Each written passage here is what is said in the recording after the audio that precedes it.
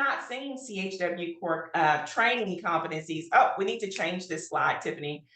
This should be CHW Trainer Core Competencies. And as I'm talking about this, as we're starting to talk about these core competencies, I'm going to have Tiffany pop in our core competency checklist for you. That is our free gift to you for you spending your time with us today.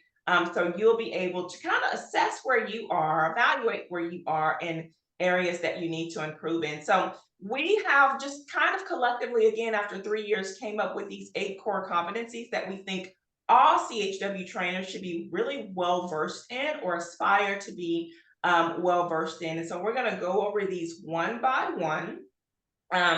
If there's questions or if there's comments, because I realize I'm talking really fast, it's because we want to allow time for Q&A at the end. But please, this is a very informal session. If you have a question or a comment, you're welcome to put that in the chat at any time during our time together today. All right, so I'm going to start, and we're going to first start talking about the first competency, and that is communication and interpersonal skills. Now, this should be no stranger. You should not be a stranger to this competency, because if you've been training community health workers for any amount of time, then you know that communication skills and interpersonal skills are also core competencies for community health workers as well. But in the context of training CHWs, here are some things that you should be able to do. You should have the ability to be able to do. And so first and foremost, you should be able to deliver and develop training courses that are communicated at the CHW's level of comprehension. Doesn't that just make sense, right? We know we have some CHWs that have been, that are college educated, some that even have terminal degrees like PhDs. We know some that have high school diplomas. We know there's some that maybe don't have a high school diploma or GED, right? But they're still out working in the community. They've been doing this for a while. You need to be able to tailor your curriculum to that CHW's level of comprehension. You also need to be able to teach CHWs the necessary skills to effectively communicate health information to others. Third, you want to be able to provide feedback that supports your CHWs to understand how to improve their performance. Now, this really is tied in with coaching as well.